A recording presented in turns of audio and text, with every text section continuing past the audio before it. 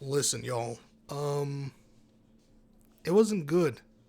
It wasn't good. Sam Darnold watched his money eviscerate before his very eyes over the last 2 weeks.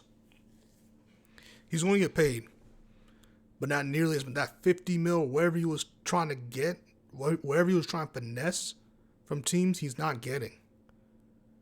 And in fact, I'd be shocked if he ever got another starting job in the NFL again, the way he did for the Minnesota Vikings. Not, oh, we had someone else we wanted to start, and he's hurt all season, so you're coming. No, like, hey, we're paying you to start from beginning from jump. It's not happening. And it was not just his fault. Because in my opinion, Kevin O'Connell didn't call a great game. And also, it's not all Kevin O'Connell's fault or Sam Darnold's fault because the offensive line was trash. That offensive line coach may not be back next season. I mean, 9 sacks. 9. That's a lot. That's insane. That's just insane. Because you have a situation, right, where you have the game of your life, back-to-back weeks, and you just crap the bed. The Rams were literally practicing in fallout, breathing quality weather.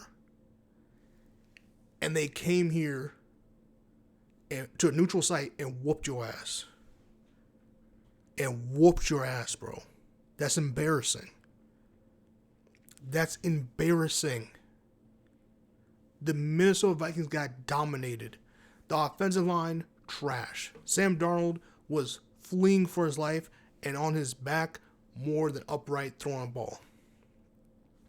His receivers couldn't get open. When they did, they either dropped the ball or Sam Darnold could not hit him. I mean, what are we doing here? The Rams didn't do anything to me offensively, nothing spectacular. Really, their defense played out of their minds and disrupted the entire scheme. Whatever plan the Minnesota Vikings had coming in was completely destroyed. They couldn't run the ball. They couldn't pass the ball. They couldn't do anything. They couldn't do a single thing right. Justin Jefferson has every right to be pissed off and angry. Because year after year after year, it's the same result. You go out and play out of your mind. You have a great record. And then you get bounced. And you just can't win. And it has to be frustrating, bro. Seeing all your peers get to the Super Bowl or get to a deep playoff run and you cannot win a game. No matter everything that goes right, no matter getting healthy at the right time, it amounts to nothing every single time you go to the playoffs and lose out the gate. And it's just embarrassing. They were in contention for the number 1 seed in the NFC. And they lost twice in embarrassing fashion. They got dominated. And I was talking to my friends about this.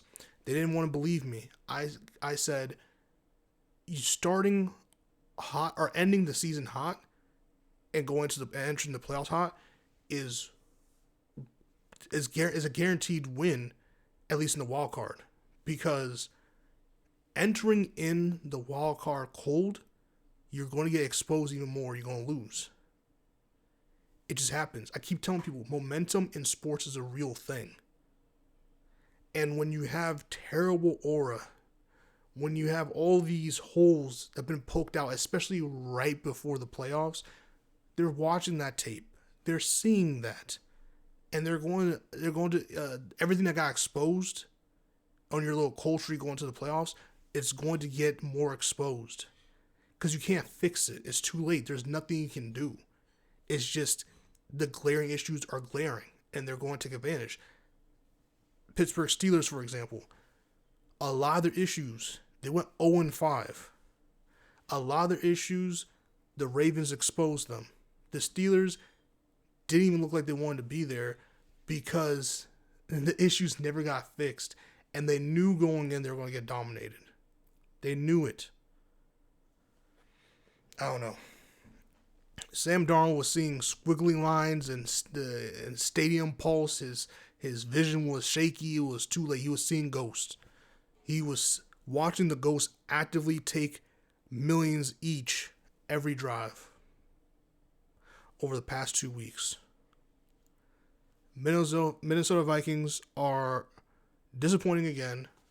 The Rams move on. The Rams have a stellar defense, right? The Rams' offense is going to just get better. And against the Eagles team that lost their linebacker, their stud linebacker, it's going to be challenging for the Eagles defense to have to deal with the run game and also have to deal with Puka Nacua, Cooper Kupp. Hopefully the Rams tight end gets healthy. Higsby, I believe his name is. Hopefully he gets back because that'll be an interesting matchup as well. There's a lot of dynamics, and Matthew Stafford is just playing better and better and better. Their O-line, there's some penalties they kept getting that kept the Vikings, I don't even want to say in the game, but just around. You can't do that against Philly. Stop giving them opportunities. Stop backing yourself up and then having to have Matthew Stafford do these incredible but lucky passes ultimately that convert 3rd and 18, 3rd and 22, stuff like that. So interesting to see. Shout out to the Rams. Shout out to Los Angeles.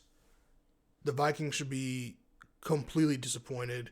Obviously, Sam Darnold will not be back next season, or at least he will not be starting. I'm telling the Vikings this. You have 2 more seasons to get your shit together before Justin Jefferson asks for a trade. Not even asks, demands for a trade. And if he's going to demand for a trade, that means your situation is even worse than this, which tells me that there's not going to be much going on. And you're probably going to need to get rid of him so you can start that rebuild. Because they have a talented team, man, but that quarterback position and that O-line needs to be addressed because the O-line could not stop a cold. Couldn't do anything. Well, Vikings, your season's over. Minnesota, I'm sorry. Los Angeles Rams, you advance and face the Eagles. And Commanders face the Detroit Lions on Saturday. So those are some good matchups. I'm excited to see the Eagles defense and the Rams defense, see which one's better. But this game I was wrong about Sam Darnold. I really was.